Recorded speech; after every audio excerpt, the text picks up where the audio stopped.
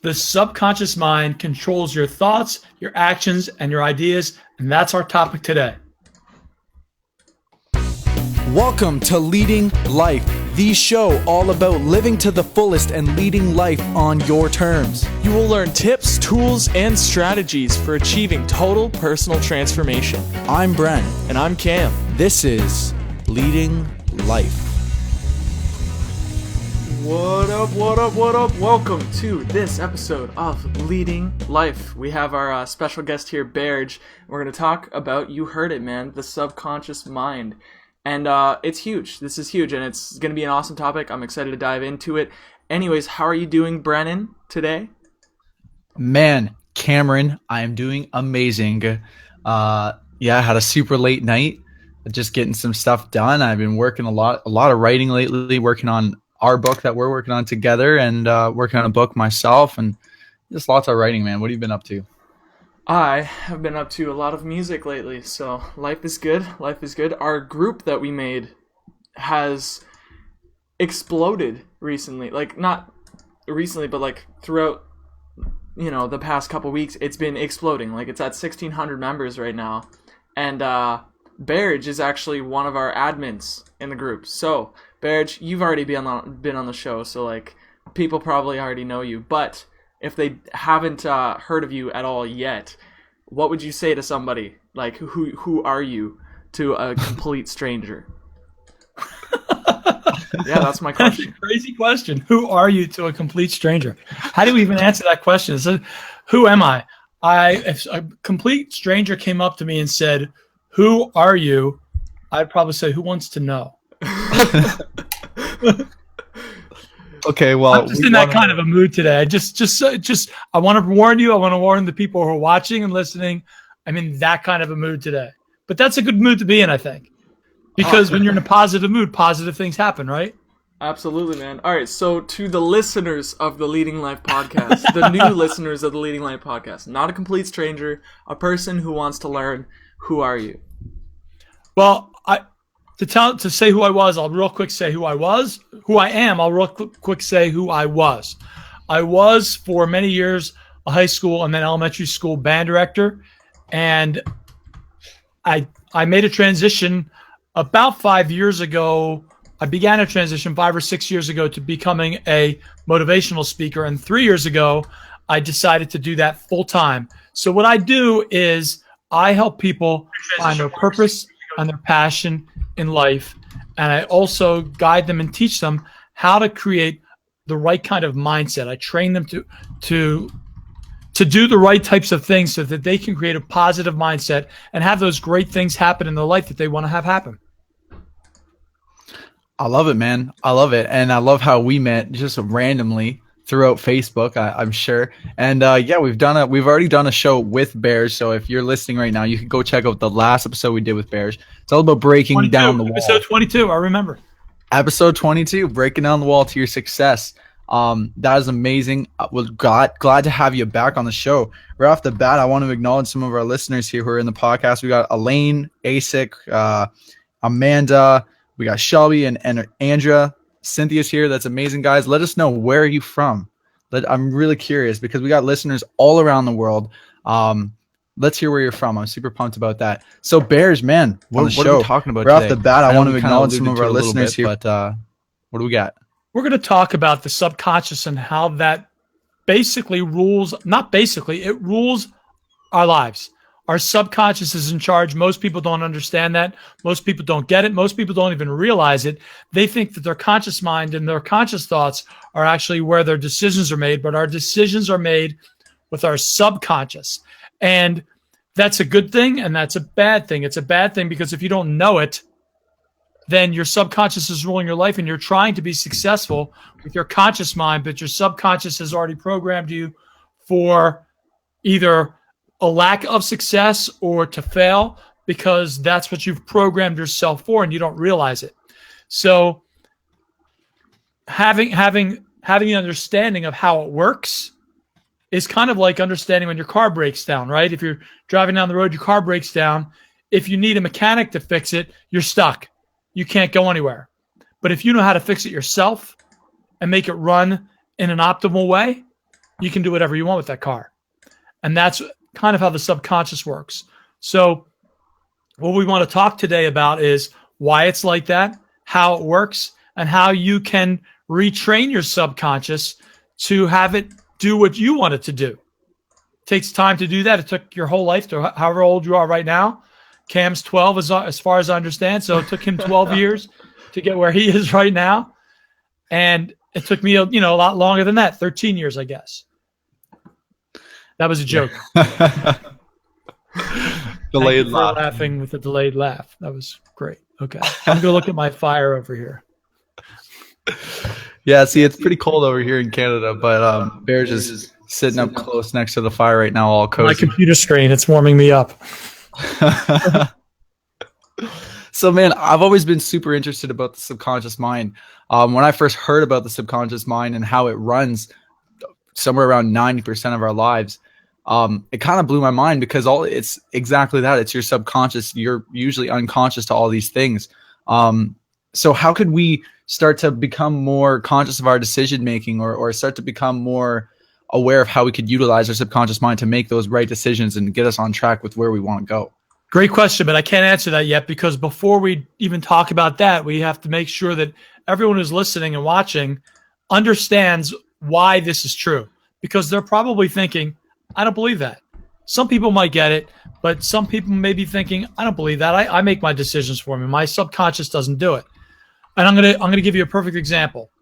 So you go to the grocery store, and after you go to the grocery store, you get in your car and you've got to drive home. The first thing you do is you put the key in the ignition, you start the car, and probably for a split second, you have an image in your mind of your front door at your house or your house, whichever one, wherever you're from. And you envision that and you see it just for a split second. So you know where you're going. You've made that decision and you start driving. While you're driving, you're talking to someone on the phone. You may be, you're changing the stations on the radio. Maybe you're singing along. Your mind may be drifting to different things. Hopefully you're not texting like Bren looks like he is right now. And hopefully you're paying attention to what you have to do. But in the meantime, you're somehow driving home. Your subconscious is driving you home. Your subconscious is turning the wheel. It's having you check left and right at intersections. It's having you stop when the light's red, go when the light's green, slow down when it's yellow. It's pressing on the accelerator. It's pressing on the brake. If you have a manual car, you're using the clutch. Your subconscious is doing all of those things. You're not even thinking about it while you're talking on the phone, while you are listening to the radio or singing along or having some random thoughts. Suddenly you arrive home at your front door, right where you programmed yourself to go when you had that image in your mind when you started the car about where you wanted to go. And you ended up there because your subconscious took over all of those activities that you taught it to do. Remember, you taught that your subconscious to do those things. It took over all of those activities and drove you home without you having to even think about it. You could think about who you needed to call. You could think about the conversation on your cell phone. You could think about the radio station or the song you were singing. You didn't have to think about driving home. Your subconscious took over all of that and did every bit of it. That's how the subconscious works. That's why when we program our subconscious the right way, we can have it do whatever we want to do while we're on this path of success. Yeah, dude, like, that goes to show how much the subconscious actually controls, too. Like, it's more than, like you said, Brennan, you said 90% of what's going on in our brain is, like, subconscious. It makes total sense because you could be driving, right? You could be braking and turning and looking around and honking or whatever, but you're blinking, you're swallowing saliva, your heart is beating, like you're breathing, you're doing so many other things at the same time. And notice how, like, the subconscious mind can multitask a lot, but the conscious mind can't. Like, conscious mind cannot. I can't read a book and, like, write a song at the same time. I can't read a book and write a paragraph. Like, it's impossible. Like, I can't do it. It's like, so I think there's ways that we could probably, like, use the subconscious mind and its abilities to multitask. Yeah, I like that what you said there, man, of how we've got all these things going on. And I remember hearing once that we're deletion creatures. There's millions, billions of things going on around us all the time. And we would just go absolutely insane if we consciously tried to focus on every single one of those things. We would. And so our brain, our minds, our subconscious, whatever you want to call it, it only keeps us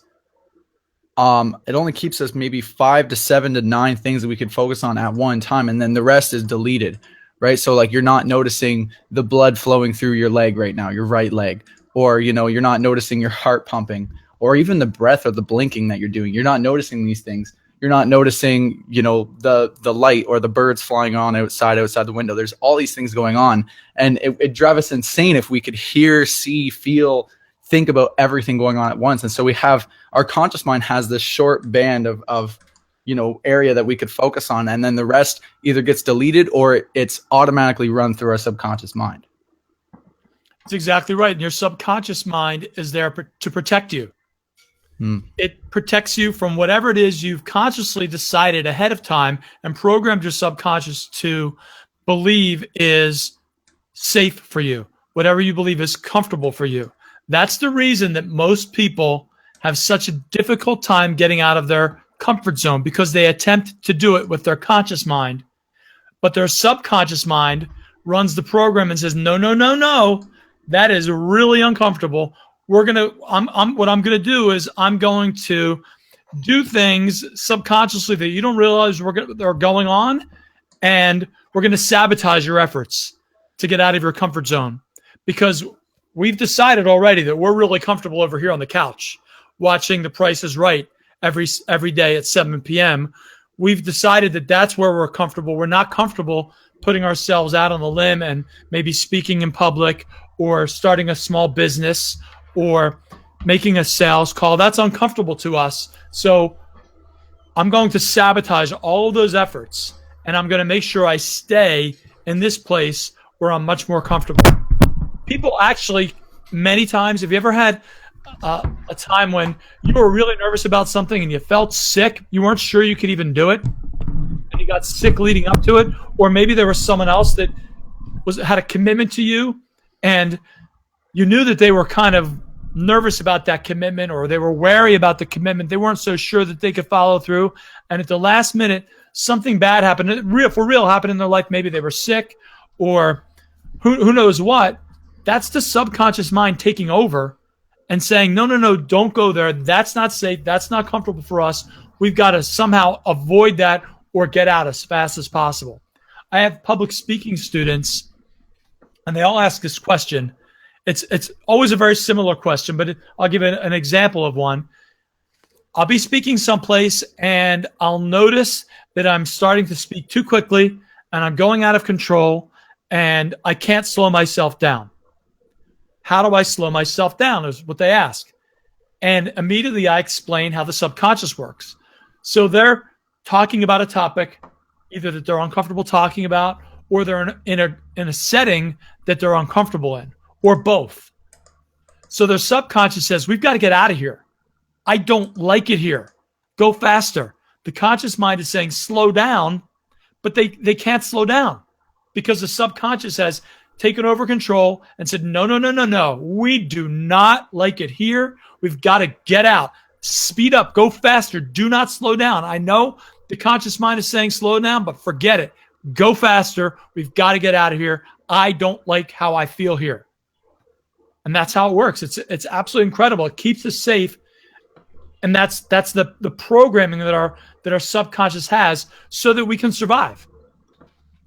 So with that in mind, how would we reprogram it? Because obviously there's a way, like if it's been conditioned, we can consciously do things to condition it slowly. How does that That's work? right.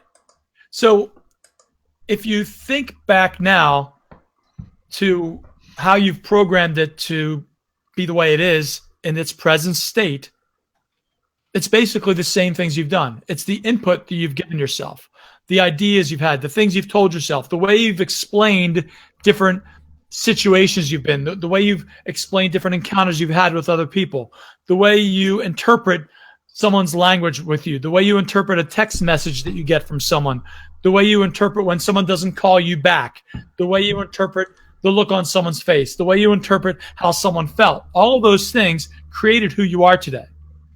So if you want to reprogram your mind and reprogram your subconscious to be more successful, all you have to do is change the input you're giving. Now, some of those things have to do with reading. One of the best books, and I believe I've mentioned it to you guys before. If I haven't, I apologize, because this is a really great book. But I think I did mention it before. One of the books that totally, for me, maybe it was just the right timing for me, because I don't think anything has an effect immediately. And that's a warning I want to give everyone. Don't expect that, if I just do these things, my subconscious will be reprogrammed, and that'll be that. It takes time. It takes a long time. So this book, it's called The 4 Agreements. And when I read this book, it made me understand how people react to me and how it wasn't about me, it was about them. It took the ego out of it. You see, when we feel bad, if someone doesn't call us back when we leave a message or text us back, or doesn't feel like hanging out for several weeks in a row, if we want to, see them and they don't want to, we tend to take it very personally. We tend to believe it has to do with us and not with them. That's our ego taking over. That's my phone ringing, which I'm moving. And our ego takes over, and it makes us think that it's all about us. It's all about us. It's all about us. But in reality, that's just them. There may be something going on in their life, or it just may be how they're reacting to life because of the experiences that they've had. And that book taught me how to reason through that and understand that it's not about me, it's about them. It's not you, it's me. It's not me, it's you. It's just a better way to interpret the input that we get from other people. And that's probably the first step, is understanding people's input towards you, because otherwise it can be hurtful, right? I mean, we'd like to tease Cam. I like to tease you all the time, and I think you know that I have a lot of respect for you, and I do it in a way that's in jest. And if I sensed that he wasn't interpreting it that way, I would change it, because I'm much more aware of those things now than I used to be. And it's clear that Cam gets that we just joke with him, and it's because we like him, sort of. Well, maybe not. But anyhow, no, we love Cam. He's awesome. But he interprets that the right way. So because he interprets it the right way, he gets it, and it's all good with him. But if you interpret things the wrong way, that's when it starts to creep into your subconscious. So that's one thing. You want to make sure that you're directing the input from other people in the right way.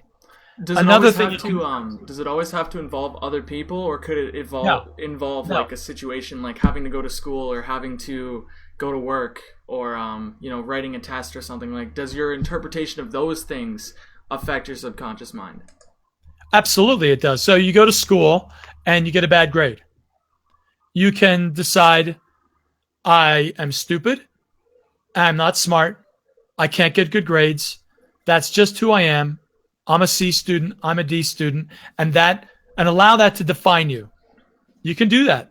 And most people let those things define themselves.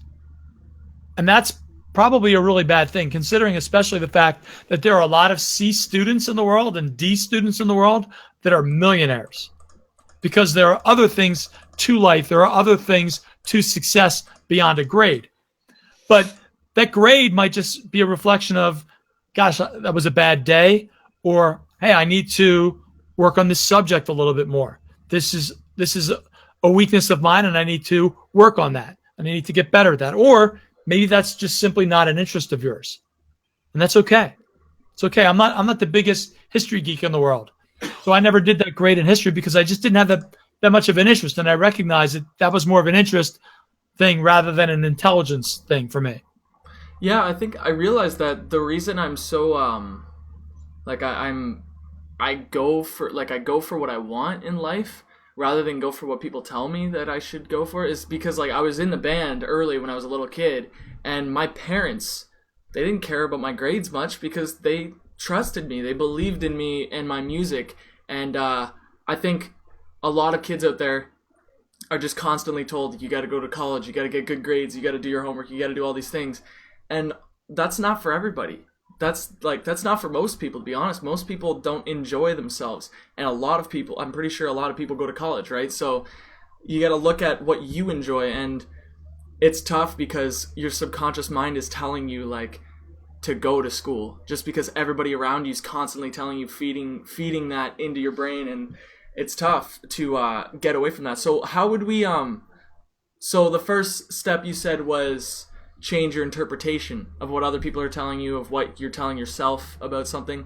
What do we do after that? Okay. After that, or along with it at the same time, begin reading. Start to get into personal development. Dive deep, deep, deep into personal development and personal development books about this topic. Because the more you read about this topic, the more you'll get it, the more you'll absorb it, the more it will be part of you.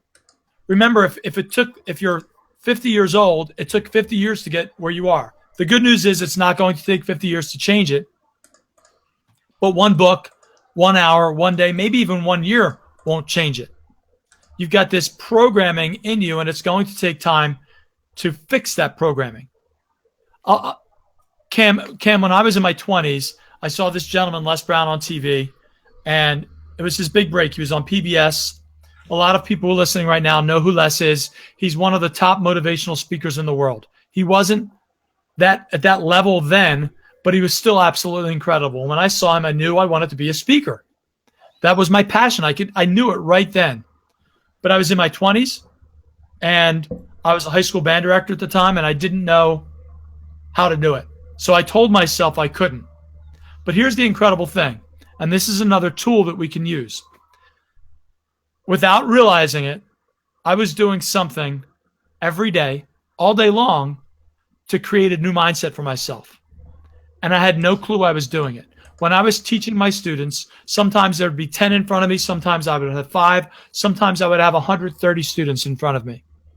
When I would be teaching them, I envisioned myself, because I knew I wanted to be a speaker, I envisioned myself on a stage with a screen on each side, the microphone here, the music playing, 1,000 people or more in the audience, the announcer announcing me up onto the stage, people applauding. I could feel the energy from the audience.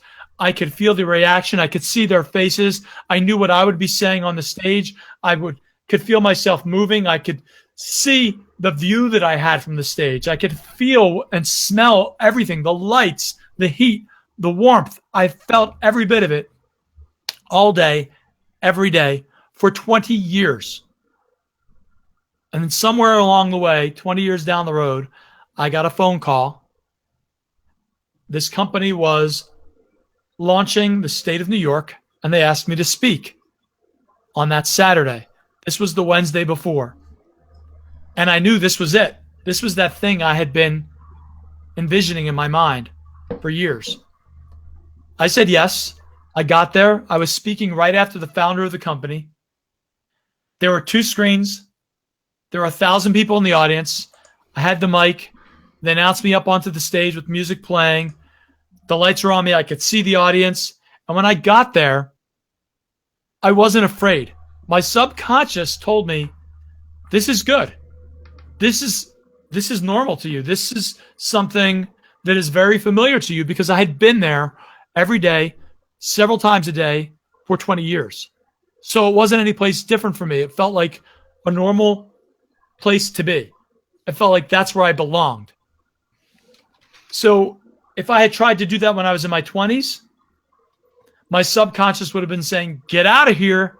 And I would have been messing up and speaking fast and falling all over my words, because it would not have been a comfortable place. But I trained myself, without even realizing it, to do that through what's called visualization.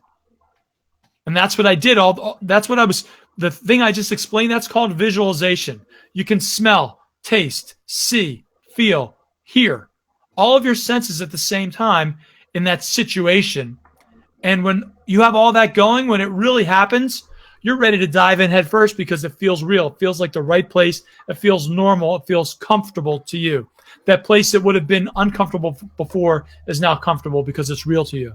Dude, that makes so much sense, because when me and Brendan were in the band, we would like honestly, if you're in a band, do this because it really worked out for us. Is we would have a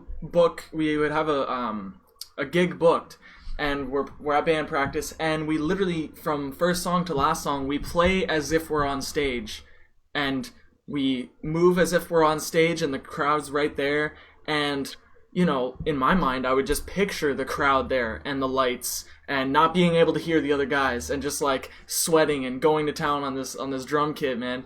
And just by being in that place, I was never nervous. I was nervous for my first gig because I was like 11 years old. No, I was 10. I was 10 years old, and my first bar gig, I was nervous. But after that, like we just kept playing, practicing, and I guess that's another thing for visualization is just like you had a lot of practice too. You weren't just visualizing it. You were speaking every single day because you were a director. Yeah. So we were practicing twice a week for, it wasn't even that long, to be honest. Like we didn't even practice for that long, but the visualization made it sink into our subconscious, I think, and we were never nervous. We were always outrageous on stage. And it was very easy for us because we did the visualization and we obviously interpreted it as something we really, really, really wanted. Man, it's so interesting you bring that up because like I never realized how much we actually practice visualization as a band. I remember it was so important to me, especially in the first few years we were a band. It was so important that our band practices weren't just band practice. It wasn't just us sitting in a room playing our instruments. It was literally like, guys, there's an audience in front of us. We need to make sure that we're prepared so that when we get up on stage, we've done this before. We've performed as we have, like, because I knew out of experience, if we just stand there in place at band practice and jam our songs, and then we get into a live show and it's completely different. You got the lights, it's hard to hear everybody. There's the audience and everything. It's easier to make mistakes if you weren't practicing, if you didn't put yourself in that environment first. That's amazing, Cam. I didn't realize I did that. It's funny that you say that because I didn't realize that I did that until about a month and a half ago. When someone asked me the question, one of my students asked me the question about how can I make this so I don't speed up all the time. And as I talked through it, I realized that that's what I did, and I didn't realize it until then. And Cam, you said two words that were really important. You said as if. We acted as if. And that's exactly what you have to do. You have to act as if that situation is real, that's what's happening right now. And Brent, I can't think of exactly the words you used, but when you got on stage, you said you'd already been there before. And that's exactly right. That's when I got on stage that first time, it felt that I had already been here before.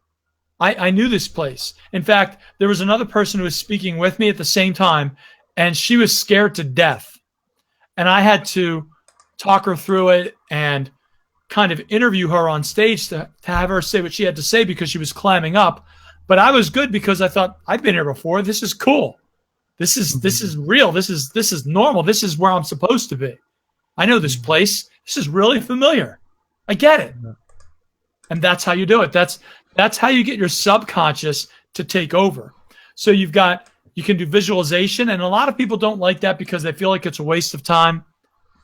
I'm telling you, it works. Professional athletes do it. That's why you can see professional athletes who have never been in the situation that they're in at that moment. They've never been in it before, but somehow they're able to rise to the top and beat everybody because they've been there before. They know exactly what to do. That feels right to them. Michael Phelps, before he won a gold medal, won it thousands of times first in his mind. Mm-hmm. And man, I love that too. And I like what you said. You're like, a lot of people feel like it's a waste of time or like they can't do it.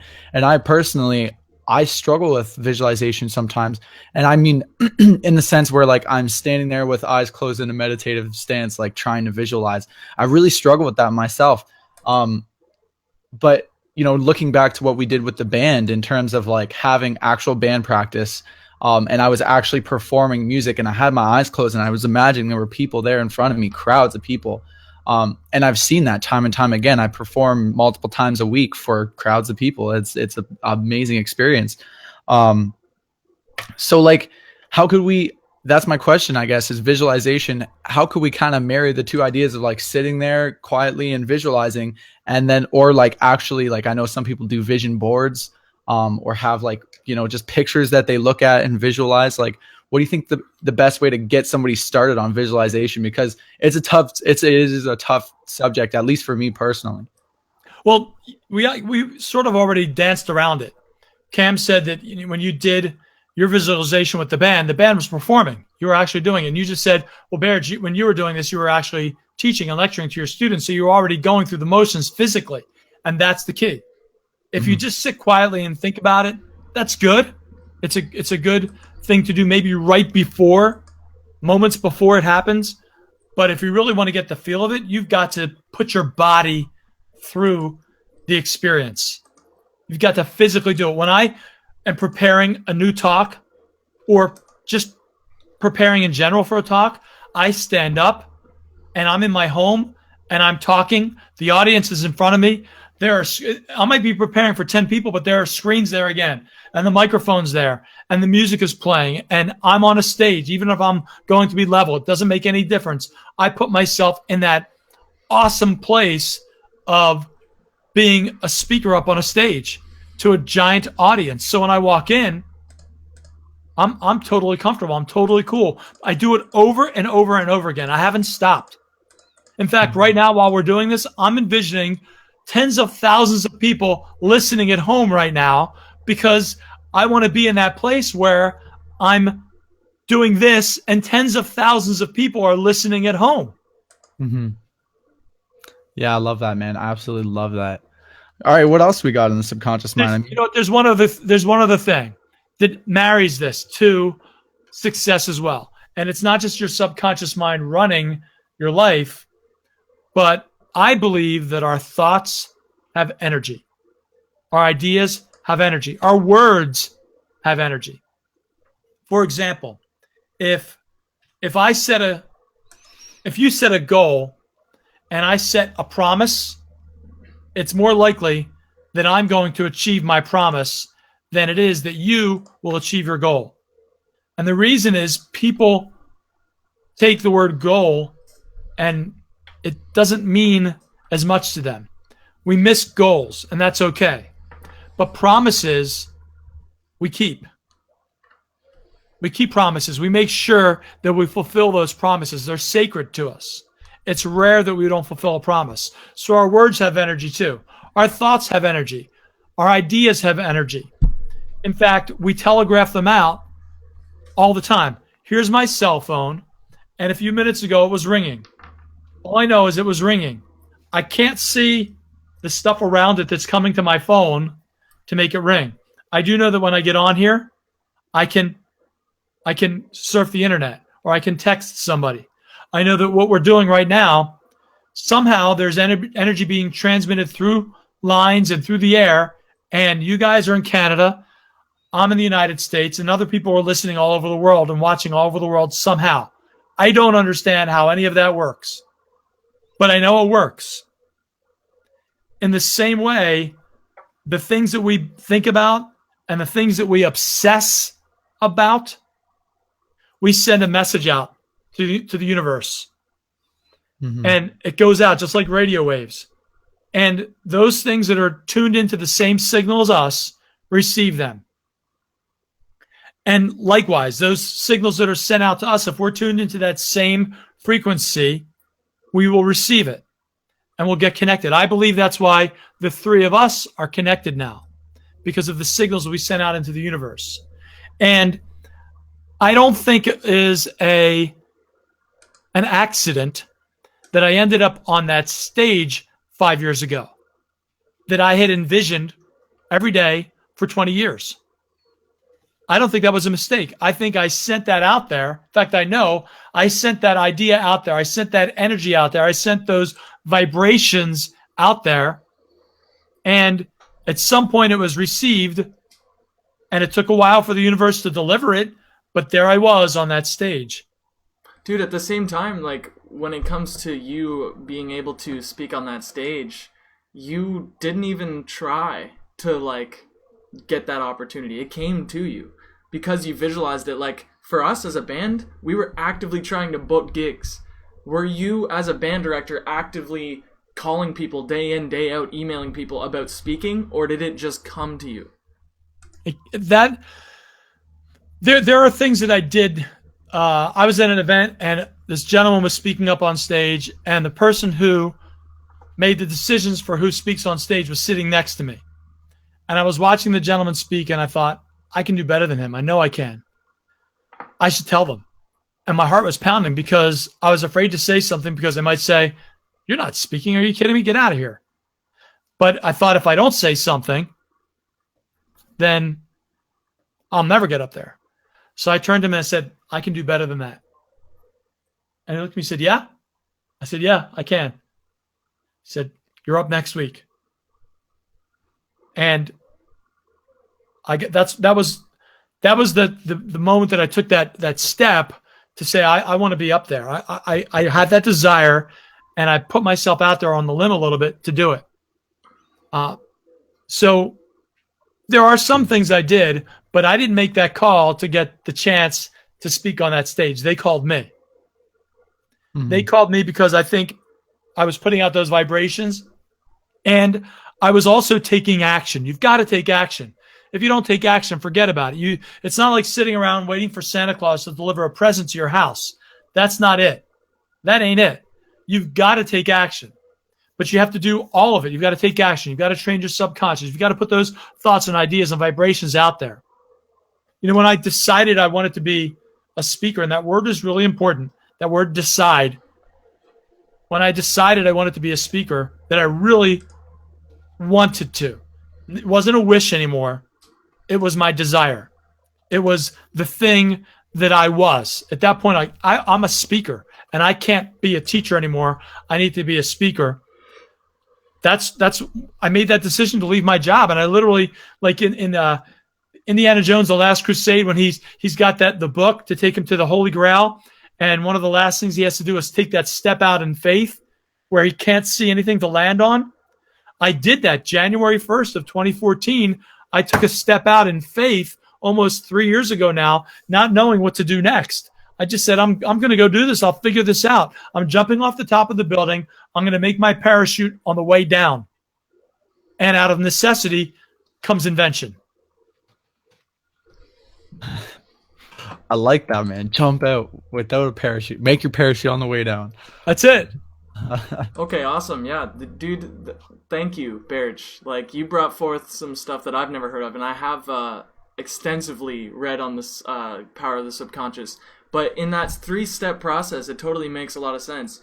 You change your perception of what people tell you, of what you tell yourself, and then the second one was visualize. What was the third one again? People say you've got to read. You've got to read. You've got to learn. You've got to train yourself. You've got to use the knowledge from other people. You know, I was writing a few things down about masterminding today because that's really what we're doing right now, and that's what this whole motivation mastermind group is about. And what Napoleon Hill said is a mastermind is a success alliance, and he said it's also an infinite intelligence accumulated experience. And that's what reading does, right? You're tapping into an infinite intelligence. The more you read, there's endless amounts of reading materials. There are endless amounts of intelligence that you can accumulate from other people's experiences, from other people's research, from other people's lives. And that's why reading is so important. Otherwise, we can only experience what we experience. But we can experience so much more when we read. Totally. All right, bro. Are you ready to wrap up the episode? We're at 38 minutes. I've got places totally. I gotta be. Places I gotta be.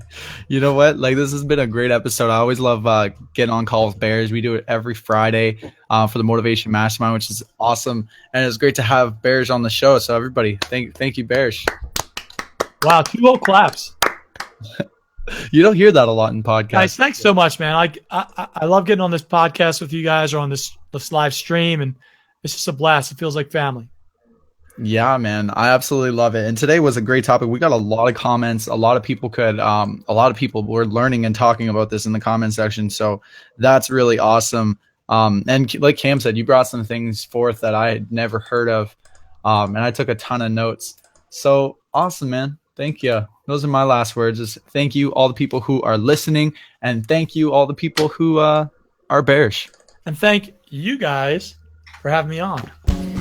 Okay, so we are gonna wrap up this episode. If you guys enjoyed this, people in the comments, like, there's so many people. Amanda, Elaine, we got Frank who joined in, Sean. Shane Train.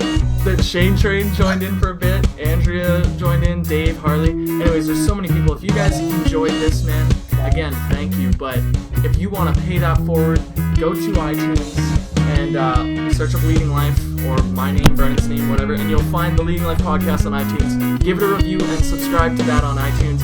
That is the most important thing you can do for us. And if you haven't joined the Motivation Mastermind, look it up on Facebook. It's a great group. And that's about it, man. We will get. The link is in the description. Say your last words there, Baird. The link is in the description.